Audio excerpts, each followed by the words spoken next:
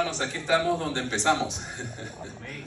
Hace 8 días estábamos aquí llegando por primera vez y hoy el Señor nos da la oportunidad de cerrar una semana muy bendecida. Damos gracias a Dios por su presencia en nuestro medio y el tiempo que hemos podido compartir. Y esperamos que el Señor aquí les siga a ustedes prosperando en todas las cosas, ¿verdad? Así como prosperan espiritualmente. Hoy quise cerrar de esta manera. Le pedí mucho al Señor que me indicara que íbamos a tener para cerrar esta semana. Y entonces recordé ese tema que le había dicho al pastor Carballo, sería uno de los temas que trataríamos aquí, y es de las familias que bendicen, familias bendecidas que son bendición. Porque es que realmente Dios siempre quiso que la familia fuese bendecida, pero que también fuese una fuente de bendición para los demás. Así que es una extraordinaria meta de vida el que nosotros hagamos de nuestras familias una fuente de bendición para el mundo. Alguien dijo que el legado más grande o mejor que puede dejarle un hombre al mundo es una familia bien educada. Para nosotros que estamos en el camino de Dios, pensamos que el mejor legado que podemos dejarle a la humanidad es una familia bien educada en Cristo. Una familia bien educada en los caminos del Señor, una familia que de hecho puede ser una bendición para cuantos le conozcan. Entonces, esta idea o este pensamiento de una familia bendecida para bendecir está inspirada en la familia de Abraham. Abraham es un personaje gigantesco en la historia del pueblo judío. Es el padre de la nación. Junto a David, junto a Moisés, constituye uno de esos grandes íconos de la historia antigua de Israel, y por supuesto se ha traspasado a todas las religiones de tradición judeocristiana, llámese el cristianismo, llámese los judíos, llámese los islámicos o los musulmanes. Esas tres grandes religiones monoteístas tienen su origen común en Abraham, porque de hecho Abraham es el fundador histórico del monoteísmo. Pues Dios llama a Abraham de una tierra, de una cultura politeísta, pagana, como era Ur de los caldeos, lo llama para mostrarle, para revelársele a él, a Abraham, y a través de él enseñarle al mundo a su alrededor la existencia de un solo Dios. Entonces, esa tarea la cumplió Abraham cabalmente, al punto que, como les he dicho, las tres grandes religiones más grandes del mundo tienen su origen común en Abraham. No solamente somos judeocristianos, somos también abrámicos, porque nuestra creencia en Dios viene del mismísimo Abraham. Así que vale la pena que nosotros revisemos la historia de este hombre extraordinario, cómo levantó su familia, y eso puede ser una lección de hecho muy importante para nosotros. Vamos a ir al libro de Génesis, el capítulo 12, donde tenemos el llamamiento a Abraham. Génesis capítulo 12. En el versículo 1 dice: pero Jehová le había dicho a Abraham: vete de tu tierra y de tu parentela y de la casa de tu padre a la tierra que te mostraré. Y haré de ti una nación grande y te bendeciré, engrandeceré tu nombre y serás bendición. Bendeciré a los que te bendijeren y a los que te maldijeren maldeciré, y serán benditas en ti todas las familias de la tierra. Este llamado de Abraham, de Dios para Abraham, es también un modelo de lo que es la iglesia, fíjense. Porque la iglesia, la palabra iglesia significa, o viene del griego eclesia, o la gente que ha sido llamada a salir. Llamada a salir. Y eso dice Pedro también en 1 Pedro 2:9, cuando habla de la iglesia, dice que hemos sido llamados de las tinieblas a su luz admirable. Entonces Abraham también fue llamado para romper, para desligarse de un pasado que le condicionaba. Y Dios necesitaba que este hombre abandonara esos lazos ancestrales, politeístas, paganos, aunque ellos eran descendientes de Sem, pero ya la descendencia de Sem se había corrompido al punto que el mismo padre de Abraham era politeísta, era pagano. Entonces Dios llama a Abraham para romper con ese pasado y llamarlo a un futuro extraordinario.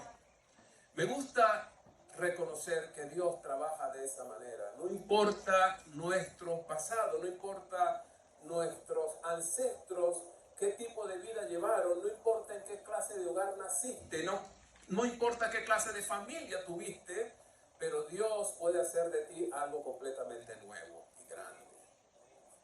Por eso Dios le dice a Abraham, rompe relación con tu pasado, rompe relación con tus ancestros y ven a lo que yo te voy a mostrar. Voy a hacer de ti algo grande, voy a convertirte en una gran bendición y de hecho te voy a bendecir enormemente.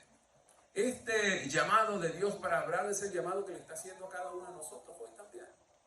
Dios nos llama para dejar el pasado y prepararnos para las grandes bendiciones que Él quiere darnos hoy. Dice el versículo 4, se fue Abraham como Jehová le dijo. Lot se fue con él, Abraham tenía 75 años cuando salió de Harán, abandonó aquel mundo, aquel pasado, y Abraham se aprestaba para que entonces Dios le mostrara las cosas grandes que iba a hacer con él. Vamos a ver algunos detalles en la vida de Abraham que lo convirtieron en ese gran hombre y que pudo ser una gran bendición para su familia. Vean lo que dice el versículo 7. Versículo 7 o 6 y 7 dice que pasó Abraham por aquella tierra hasta el lugar de Siquem, hasta el encino de More, y el cananeo estaba entonces en la tierra. Le apareció Jehová a Abraham y le dijo, a tu descendencia daré esta tierra. Y miren lo que hizo Abraham, es muy importante.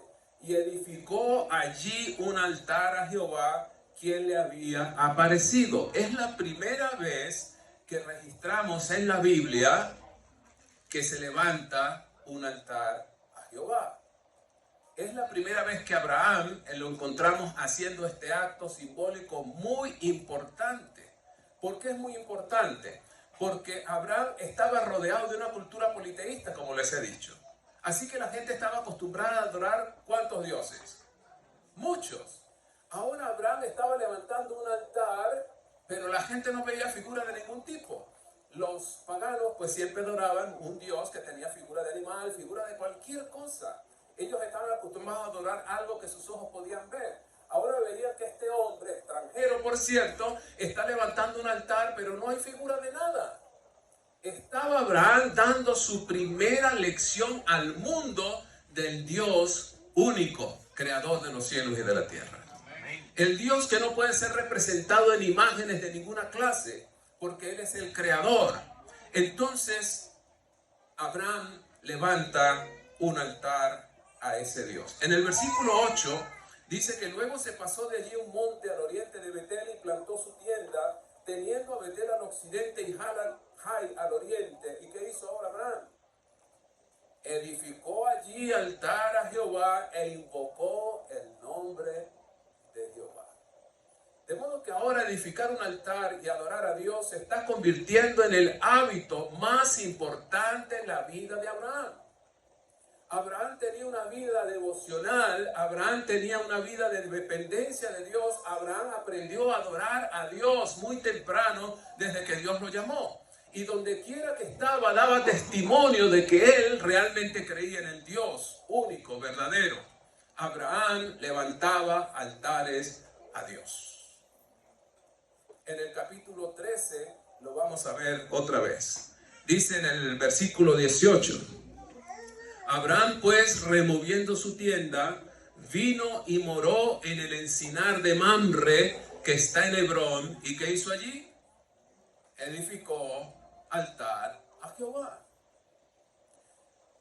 Sabemos que cuando aparece una repetición en la Biblia no es gratuita. Siempre las repeticiones en la Biblia son lecciones importantes que debemos subrayar y tomar en cuenta. Así que esta frase, edificó allí altar a Jehová, es una lección poderosa para nosotros hoy. Significa para Abraham que él estaba de hecho testificando en ese mundo pagano, pero significaba también que él estaba acostumbrando a su familia, en este caso a su esposa, a su sobrino, les estaba acostumbrando a que debían levantar un altar a Jehová. Las familias que adoptan la costumbre de Abraham son familias que serán bendecidas. Serán bendecidas porque están levantando un altar a Dios cada mañana y cada noche en su casa. Familias cuya primera tarea al levantarse es alabar y adorar al Dios verdadero, creador de los cielos y de la tierra. Son los padres que acostumbran a sus hijos que en la mañana, antes del desayuno, se alaba y se adora a Dios. Son aquellas familias que acostumbran reunir a sus hijos antes de acostarse para alabar a Dios, para leer un texto bíblico, para orar al Señor y para bendecir a sus hijos. Si nosotros repetimos las costumbres, los hábitos de Abraham, estaremos atrayendo bendición para nuestros hogares. Por eso es que al levantar altar a Dios, lo que significa hacer del culto familiar un hábito, una costumbre, será lo mejor que pueden hacer los líderes del hogar para que sus familias sean bendecidas. Allí donde se levanta altar, atraemos a la presencia de Dios, atraemos la presencia de los ángeles, atraemos la bendición de Dios a nuestra casa. Pero también nos convertimos en una fuente de bendición para otros. Una casa donde se ora constantemente es una casa donde se respira paz, donde cualquier persona puede entrar y sentir el ambiente cargado de bendición que hay allí. Yo no creo en brujos, pero dicen que vuelan. Es decir, yo no creo en aquello del aura que hablan los espiritualistas o estas religiones animistas o del oriente, del aura que creen los Hare Krishna o qué sé yo. Pero sí es verdad que nosotros creamos un ambiente alrededor nuestro. Sí es verdad que nosotros podemos hacer que el ambiente a nuestro alrededor esté pesado.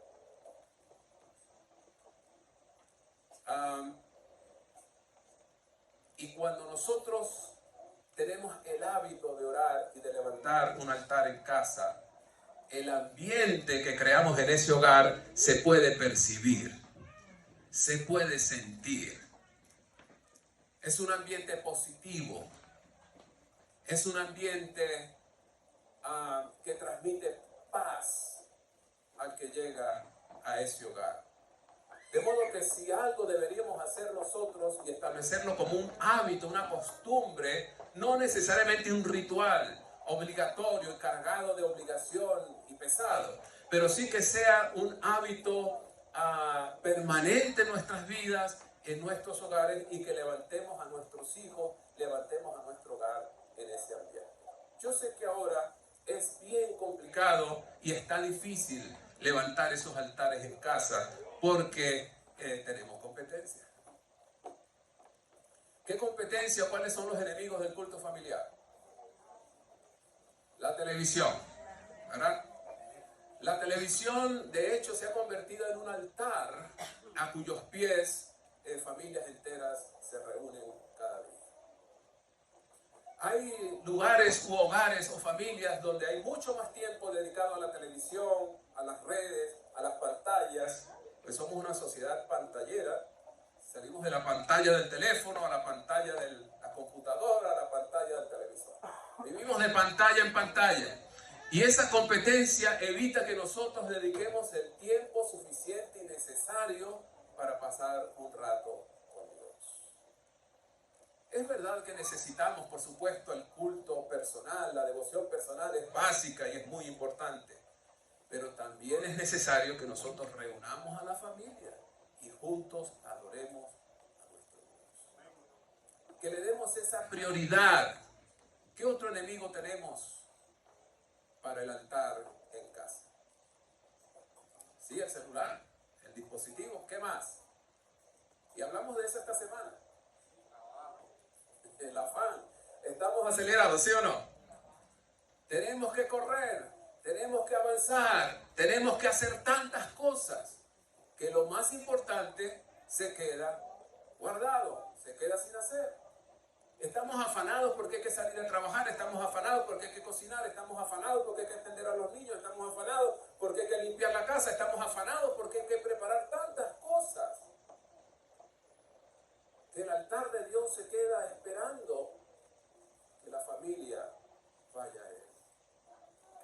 Podemos estar repitiendo el error de Marta. ¿Recuerdan cómo estaba Marta? Cuando Jesús estaba, el mismo Hijo de Dios estaba en su casa, pero Marta estaba ¿cómo? Ocupada, metida en la cocina, preparando los alimentos. Y Jesús, Dios hecho carne, sentado en la sala de su casa.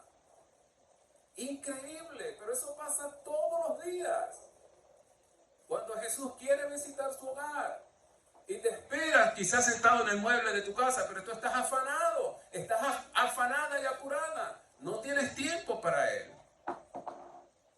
Así que no solamente la televisión, los dispositivos, las redes son enemigos del altar a Jehová, pero también nuestro propio esquema de vida afanado. Nuestra propia agenda tan llena que no tenemos espacio ni tiempo para hablar con Dios. Si pudiésemos hacer hoy un voto, si pudiésemos hacer hoy un llamado, una invitación, es a levantar altares en nuestras casas. Amén. Vamos a ver la diferencia. Vamos a ver la diferencia. Quizá cuando tus hijos sean adolescentes o estén mayores y empiecen a apartarse de la iglesia, lo único que recuerden sea el culto en la casa. Quizá el recuerdo de aquellos cultos de mañana sea lo que le ayuden a retornar a los caminos del Señor algún momento de su vida.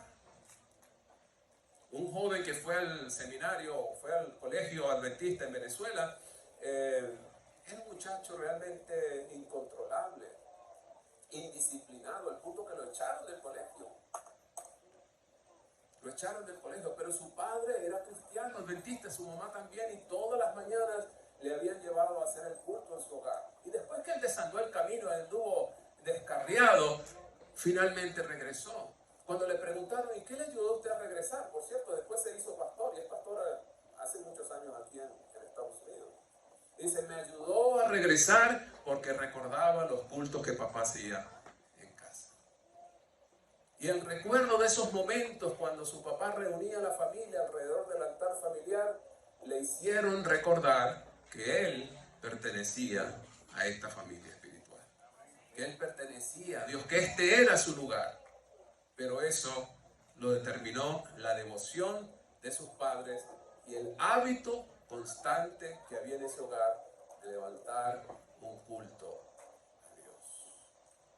Si podemos bajar el pie del acelerador, si podemos reorganizar nuestras agendas de modo que lo primero esté en su lugar, si aprendemos a decirle no a ciertos compromisos, si aprendemos a apagar las pantallas suficiente tiempo, si aprendemos a tener control sobre esos dispositivos para que ellos no nos controlen a nosotros, si aprendemos que la prioridad para nosotros es Dios y si creemos que Dios es el fundamento de un hogar feliz, entonces habrá tiempo en casa para adorar a Dios.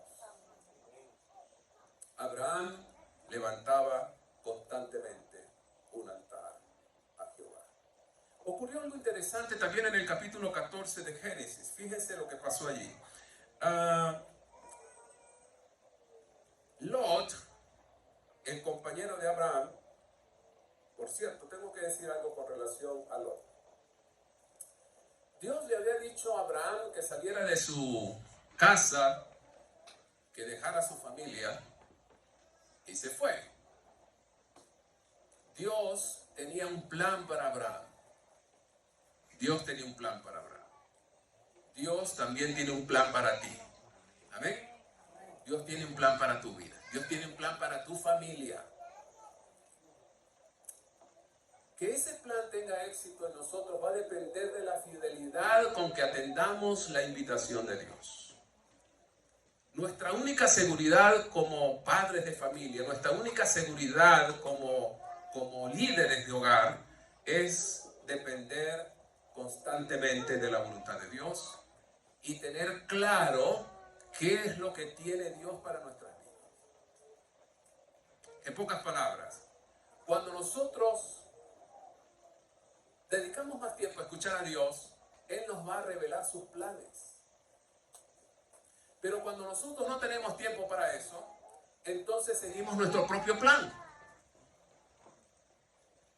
¿Cierto?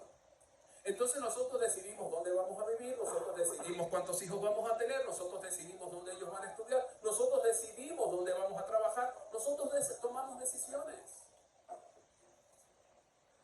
Pero la cosa no funciona de esta forma. Yo hago los planes y le pido a Dios que los firme. La mayoría tenemos esa tendencia. Nosotros hacemos el plan y luego en una oración le decimos, Señor, bendice mi plan. Bendice mi plan. Señor, me quiero ir a este lugar, por favor, acompáñame. Señor, quiero hacer esta tarea, por favor, bendícela. Señor, yo tengo este proyecto, por favor, apruébalo. Pero resulta que es mucho mejor decirle a Dios, ¿cuál es tu plan? Decirle a Dios, Señor, ¿cuál es el camino? Usted va a ver constantemente en los salmos de David esa oración, Señor, enséñame. ¿Lo han leído? Señor, muéstrame la senda que debo seguir. Señor, indícame. Es verdad que no siempre es fácil. No, ojalá. Yo muchas veces le he dicho a Dios, Señor, ¿por qué tú no me hablas? Como le hacías con David. David le decía, Señor, ¿voy a la guerra o no? ¿Qué dices? Sí, ve a la guerra, que yo lo voy a entregar en tu mano. Oh, qué lindo, ¿verdad? Dios le hablaba claramente y le decía, pero ahora no lo hace. Ojalá lo hiciera. Yo quisiera que Dios me dijera, mira Iván, esto es lo que vas a hacer, vete para allá, vete para acá. No, Él no lo hace así directamente. Pero de alguna o de muchas maneras, porque Dios habiendo hablado muchas veces y de muchas maneras, nos va a mostrar su voluntad. Tenemos que estar dispuestos, sensibles, abiertos a que Dios muestre su plan para nuestra vida, para nuestras familias, para nuestros hijos. Y Dios lo va a hacer. Si necesita enviarte un sueño para mostrarte su voluntad, lo va a hacer. Si necesita enviarte a otra persona para mostrarte su voluntad, lo va a hacer. Pero debemos estar dispuestos a que el plan de Dios sea el que triunfe en nuestras vidas. De cualquier manera, Jesús lo hizo de esa forma. Jesús no vino con un plan. Jesús vino a llevar a cabo el plan de su Padre. Yo no hago mi voluntad, sino la voluntad del que me envió. Lo dijo muchas veces, ¿sí o no? Muchas veces. Por eso Jesús oraba constantemente. Jesús oraba en la madrugada, Jesús oraba de noche, Jesús se apartaba a cualquier momento del día y oraba. ¿Y por qué oraba Jesús? Estaba pidiéndole a su Padre, muéstrame tu voluntad. Aquel texto famoso del Antiguo Testamento, hacer tu voluntad, Dios mío, me ha agradado y tu ley está en medio de mi corazón, era el santo y seña y la motivación de la vida de Jesús. Señor, Padre, muéstrame el plan. Incluso los 12 discípulos que escogió fue en consulta con su Padre. Pues él dice en Juan 17, tuyos eran y tú me los diste. Es decir, que el Padre le reveló a quienes debía escoger a la mañana siguiente para que fueran su equipo de trabajo. Había una constante dependencia de Jesús del Padre. Y Abraham hizo lo propio. Dios le llamó y le indicó a dónde iba a salir. Y por cierto, ¿le dijo a dónde iba a ir? ¿Le dijo? No. Miren lo que dice, vamos a ir un momentito al libro de Hebreos, por favor. Libro de Hebreos capítulo 11.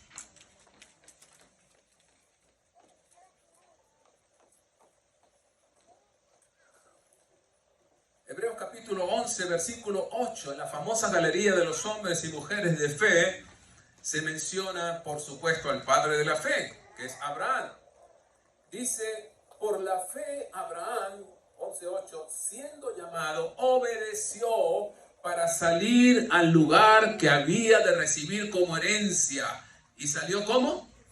Sin saber a dónde iba. Es decir, no conocía los detalles de lo que Dios tenía preparado para él. Pero Abraham confiaba en que aquel que lo llamaba sabía lo que estaba haciendo. ¿Cierto que sí? Abraham aprendió a confiar en Dios, en las cosas sencillas, en los movimientos sencillos, para también hacer lo mismo en los momentos difíciles. Cuando Dios le pedía algo a Abraham, Abraham obedecía sin cuestionar. El problema con nosotros es que cuestionamos mucho.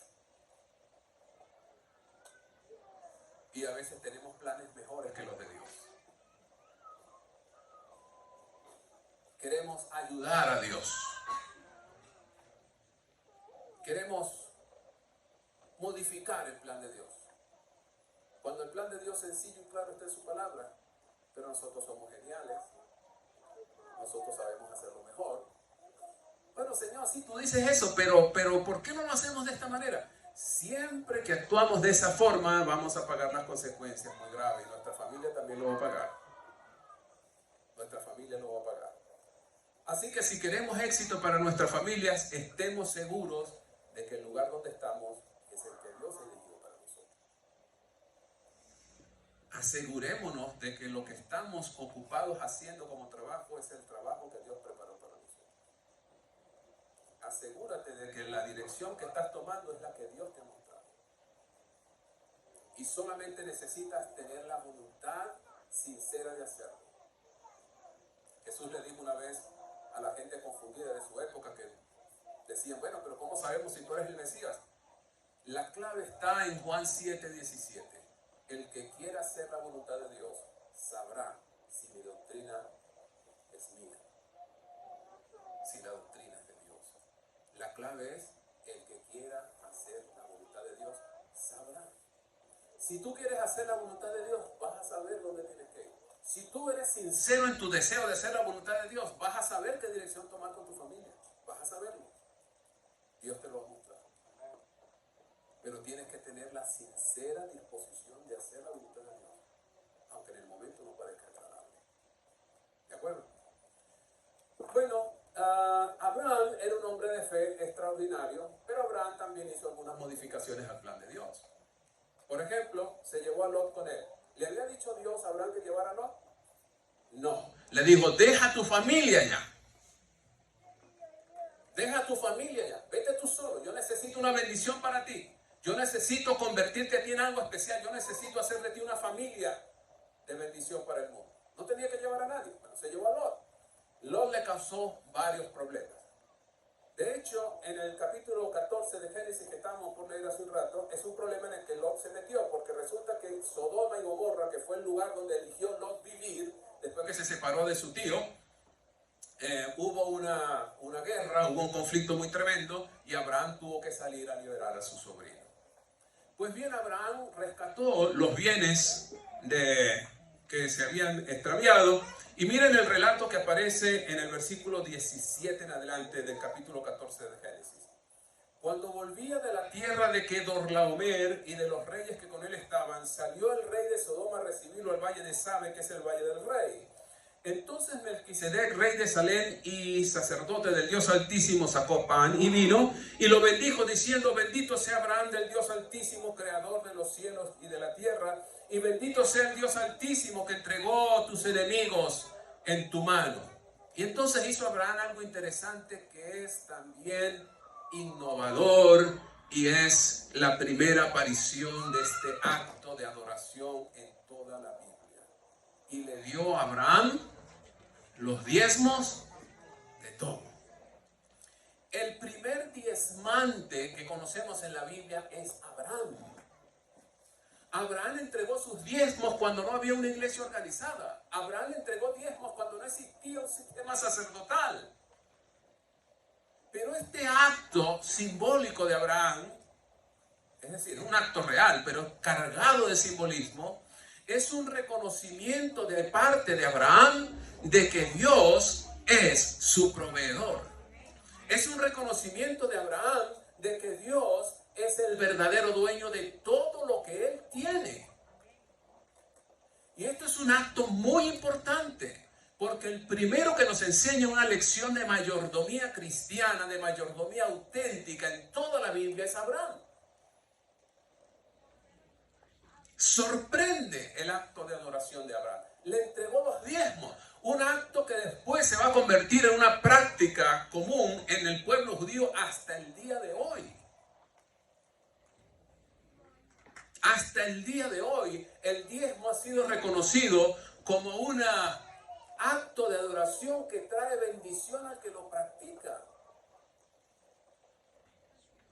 Las familias que practican el diezmo son familias que tienen una bendición especial de Dios. Son familias que han puesto a Dios en el primer lugar y lo reconocen. No solamente porque cada mañana y tarde levantan un altar a Jehová, sino porque además de lo que reciben de Dios, le entregan a Él el diezmo, el 10% de sus entradas.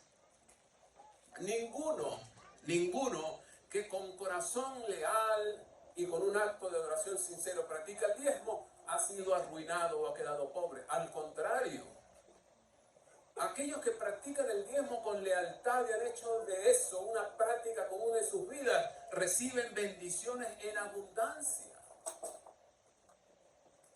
Así que Abraham practicó el diezmo y así le enseñó a sus hijos también. Pues Jacob, muchos años más tarde, cuando Abraham ya estaba muerto, hizo un pacto con Dios allá en Génesis 28 y le dijo: Señor, si tú me bendices, de todo lo que me des, apartaré el diezmo para ti.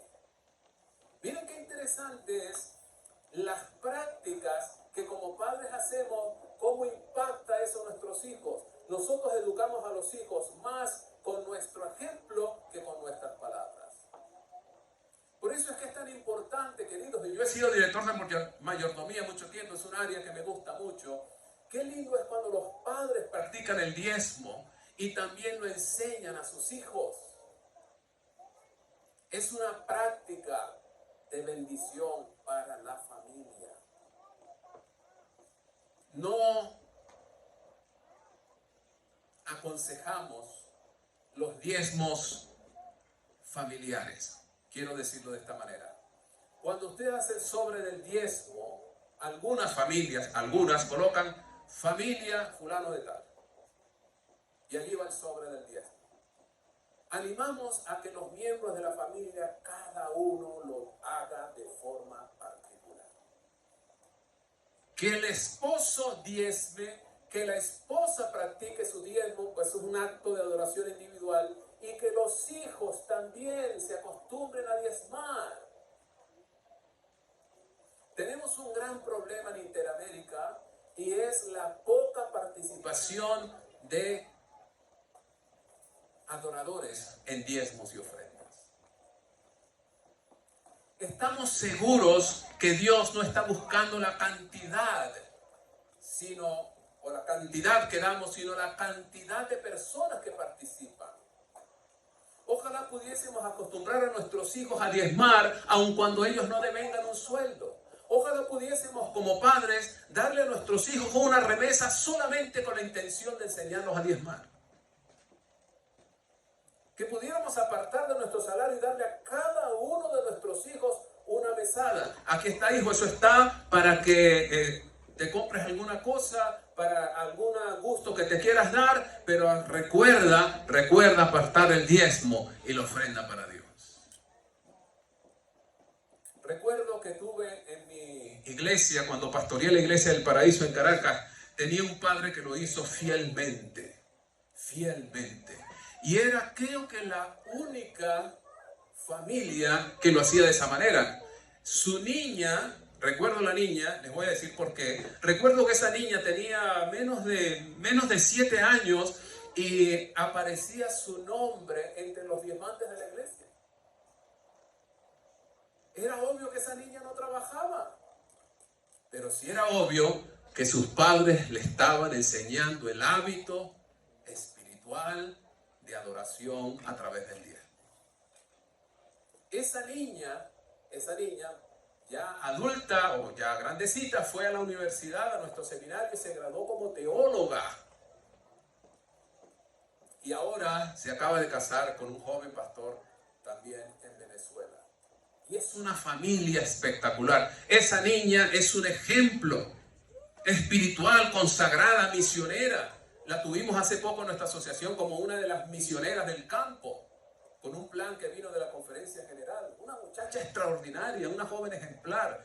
Pero yo relaciono eso y recuerdo cuando esa niña tenía 6 o 7 años y ella llevaba su sobrecito de diezmo a la iglesia. Abraham era un adorador de Dios y lo hacía también a través de sus diezmos.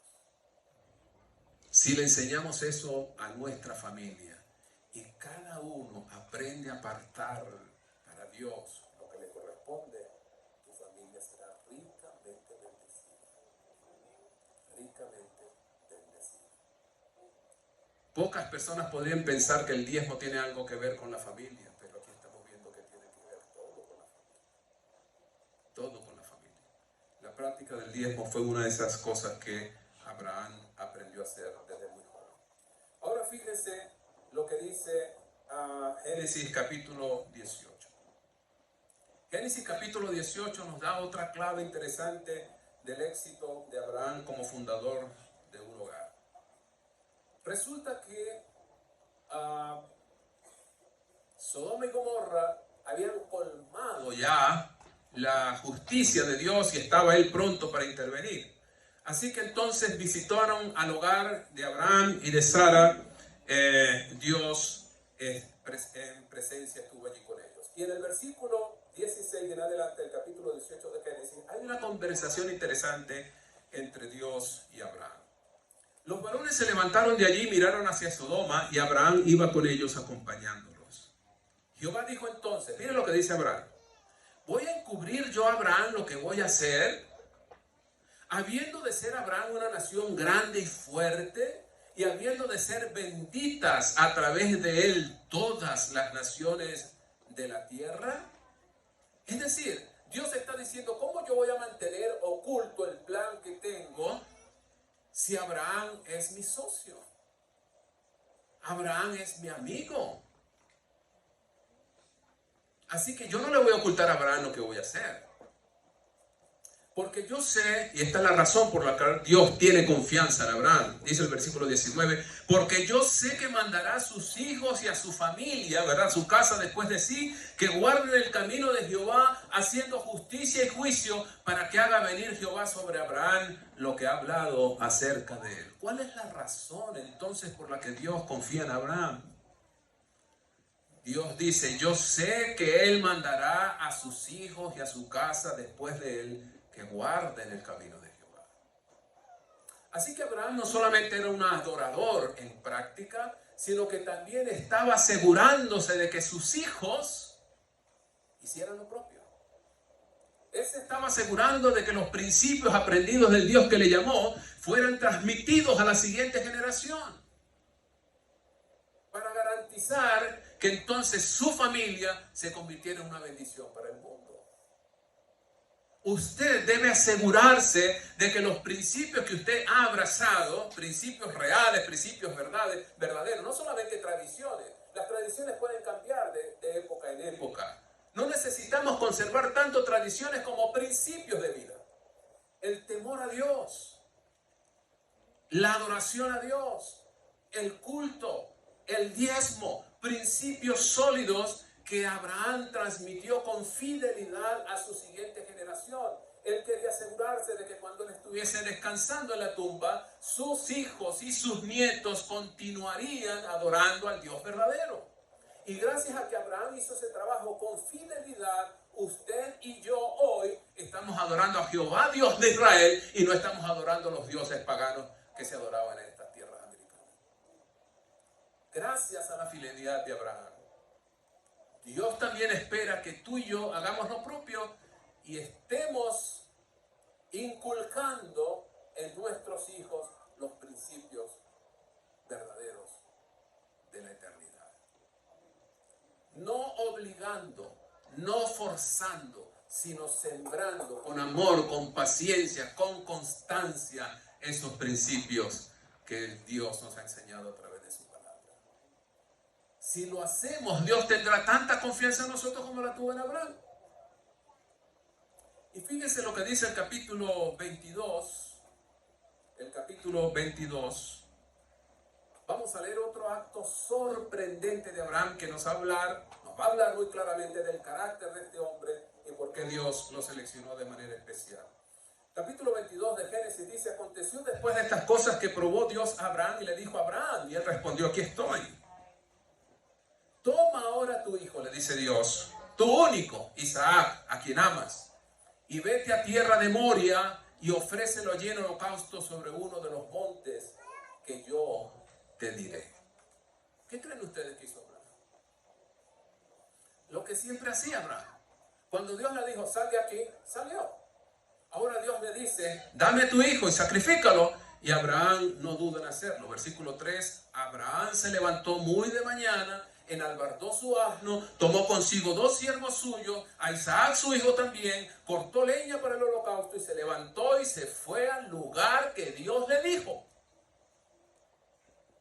¿A dónde fue Abraham? ¿Dónde Dios le dijo? Un acto increíble de confianza en Dios. Más allá de lo que Dios decía, más allá de lo que Dios hacía. Abraham confiaba en lo que Dios es. Por eso salió de allá sin saber exactamente a dónde iba, pero él tenía confianza en que el Dios que lo llamaba sabía lo que estaba haciendo. Y ahora Abraham sabe que Dios le está pidiendo algo extraño, difícil, pero Abraham sabe que Dios sabe lo que está haciendo. Por eso sale a hacer un acto increíble. Dios no quiere sacrificios humanos, Dios no hace eso. Pero Abraham confiaba en Dios más allá de sus palabras, y por eso salió sin dudar. En una demostración de que Abraham tenía la verdadera fe, la fe que soporta toda aflicción, y además Abraham demostró una vez más que él reconocía que todo lo que tenía le pertenecía realmente a quién. Incluso sus hijos. Incluso sus hijos. Todo lo que tenemos, queridos, le pertenece a Dios. Y debemos estar listos para entregarlo cuando Dios lo pida. Debemos estar listos para entregarlo ¿cuándo? Cuando Dios lo pida. No es fácil esa prueba, ¿eh? No es fácil. Pero en las pequeñas pruebas nos vamos preparando para la prueba mayor. Abraham soportó esta prueba tan difícil porque en las pruebas más pequeñas Abraham había sido fiel. Y en cualquier momento Dios puede pedirlo todo. Y debemos estar listos para dejarlo todo por Él. ¿Amén? Por Él. Y en sus manos siempre estaremos seguros. Hebreos capítulo 11, por favor, vamos a ir nuevamente a ese lugar. Quiero cerrar esta meditación con una palabra que me trae gran confianza. Hebreos capítulo 11.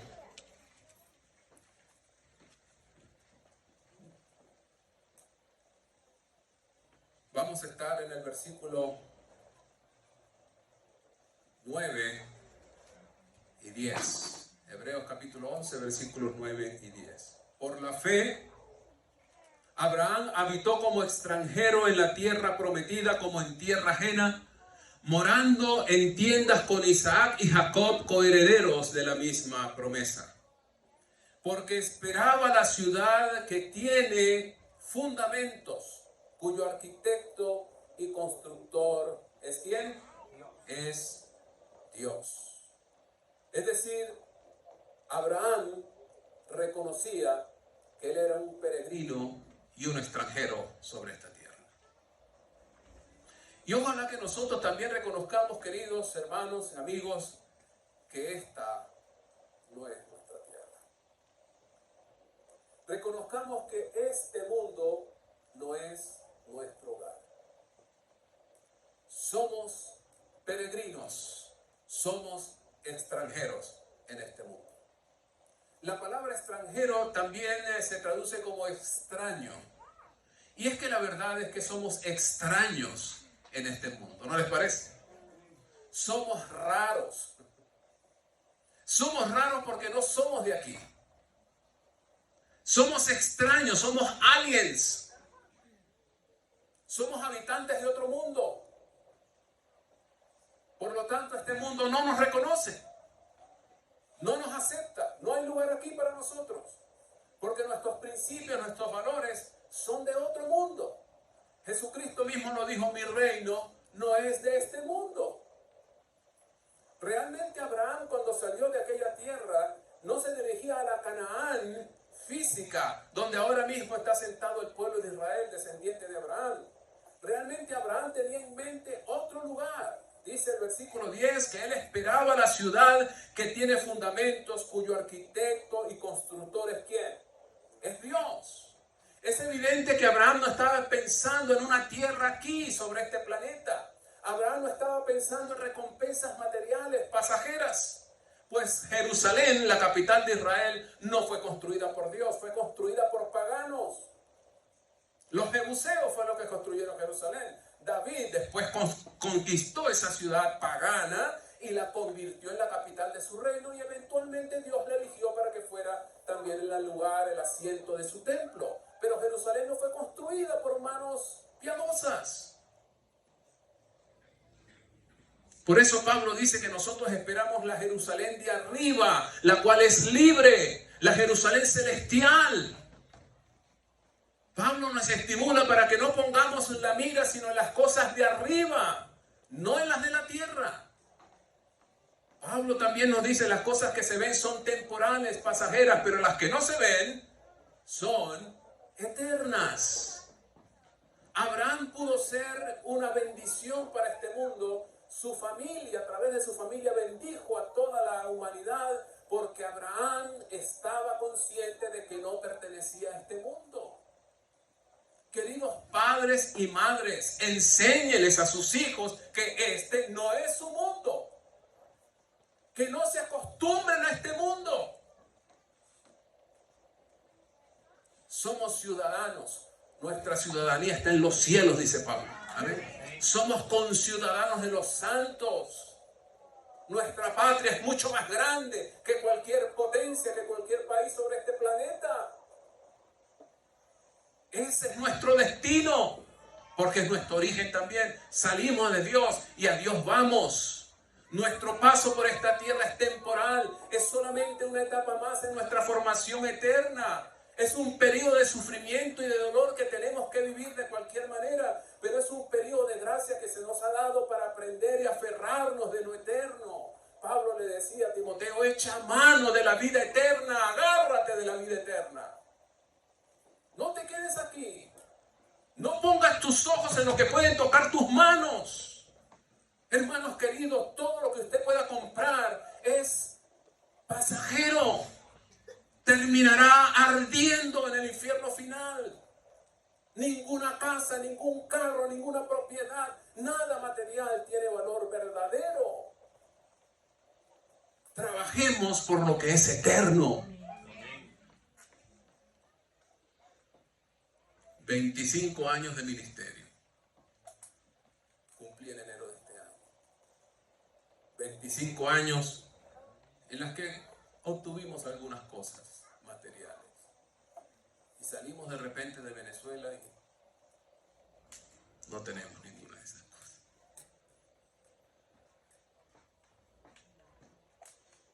Cualquier cosa que usted tenga aquí, en algún momento la va a dejar. No vale nada. Recuerdo a un joven que trabaja como pastor aquí. Es un muchacho de familia adinerada, ¿saben?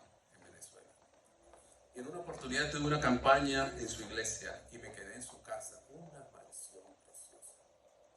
Yo estaba asombrado, le llegué contando a mi esposa, madre, viví en una casa que yo nunca he visto una casa así. Una cosa espectacular. Su papá un día me llevó a mostrar la habitación de su hijo. Y yo miraba desde el techo hasta los muebles. Era una cosa impresionante. Le pregunté hace un poco tiempo, hablando con él, le dije, hijo, ¿y tu casa? ¿Qué hizo tu papá con esa casa? No, todo eso se perdió, pastor. ¿Cómo? Si todo eso se perdió. Y ahora el muchacho aquí es pastor de la iglesia baptista. Una carrera que no es para hacerse rico. No. Porque la vida a veces nos da la oportunidad, Dios nos da la oportunidad de aprender de que las cosas no valen nada. Vale Dios, vale tus hijos, vale tu familia. Eso vale. Nosotros estamos siendo educados aquí para morar en una patria, en un país, en una ciudad que nadie ha visto jamás. Tan hermosa, tan preciosa, que nadie la puede describir completamente. Juan la describió como calles de oro, río de cristal, pero son solamente imágenes de la vida aquí que tratan de acercarse a una realidad que supera nuestros sentidos.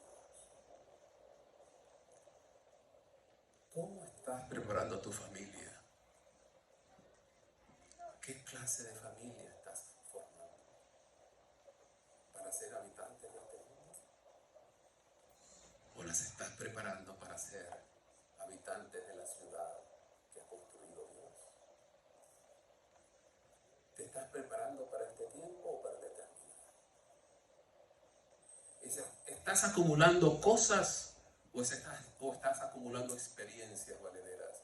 Experiencias que edifican tu vida, experiencias que fortalecen tu relación con tu familia, con tu esposo, tu matrimonio, con tus hijos. Experiencias. La vida es experiencias, no cosas. ¿Te estás preparando para la experiencia más grande que jamás ser humano alguno pueda tener? ¿Cuál es la experiencia más espectacular que tú puedas tener en tu vida? ¿No será ver a Jesús cara a cara? ¿Habrá alguna experiencia que supere eso? Ver a Jesús cara a cara. Que Dios te ayude a prepararte para ese momento. Vamos a escuchar un canto especial ahora, que nos invita a poner nuestra mirada en Jesús. Nuestra mirada en Jesús. Y luego, tendremos un corazón.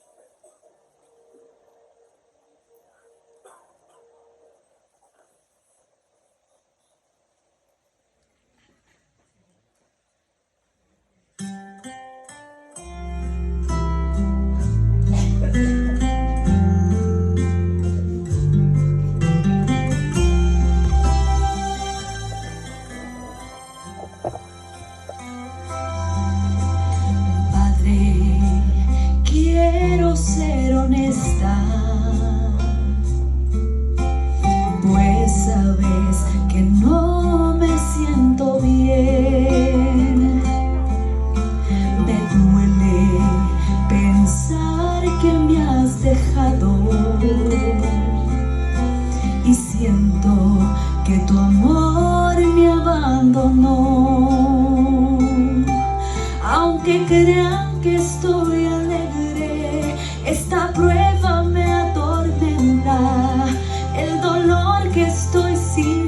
llorando, lo escondo el sonreír. Padre, no puedo vivir así. Por eso hoy hago mi elección.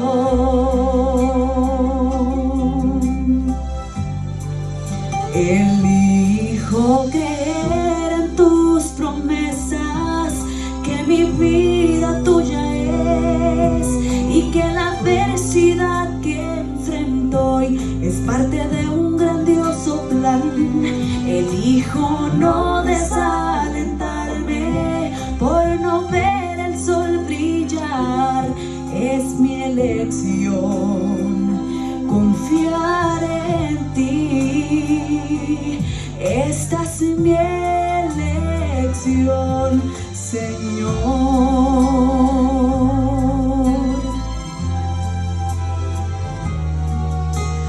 Yo sé que esto no será muy fácil y sé que tendré algo de aflicción. Dicen que estoy equivocada al creer que tú me sostendrás, pero no quiero escucharlos porque realmente sé que mi fe en ti ha encontrado el poder para vencer. Dios, nunca me sentí mejor estando en tus brazos de amor. Elijo creer en tus promesas, que mi vida tuya es y que la adversidad que enfrento hoy es parte de un grandioso plan. Elijo no desalentarme por no ver el sol brillar. Es mi elección confiar en ti. Esta es mi elección, Señor. Elijo creer en tus promesas, que mi vida tuya es y que la adversidad que enfrento hoy es parte de un grandioso plan. Elijo no desalentarme por no ver el sol brillar. Es mi elección confiar en ti. Esta es mi elección, Señor.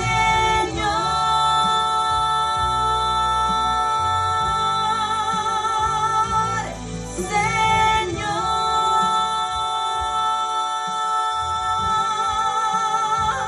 oh, esta es mi elección, Señor.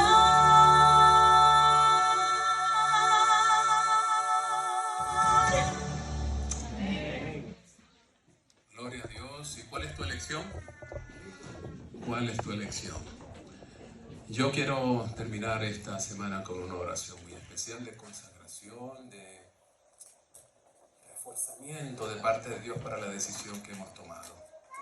Si tu decisión es preparar a tu familia para el cielo, entonces colócate de pie.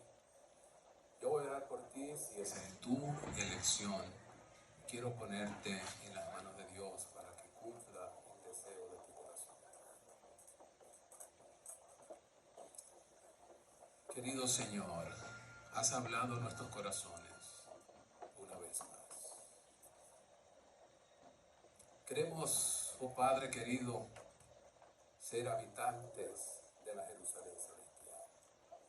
Queremos prepararnos para lo eterno, para lo duradero, para lo verdadero. Ayúdanos a no confundirnos con este espejismo que es el mundo, con esta vanidad que la materialidad nos propone. Ayúdanos, Señor, a aclarar nuestra visión espiritual, a enfocar nuestra visión espiritual, a reunirnos como familia con nuestros hijos, a enseñarles que su corazón esté atado al mundo verdadero, al que está por venir. Que como padres y junto con nuestros hijos, nuestra familia, aprendamos a amarte a ti sobre todas las cosas.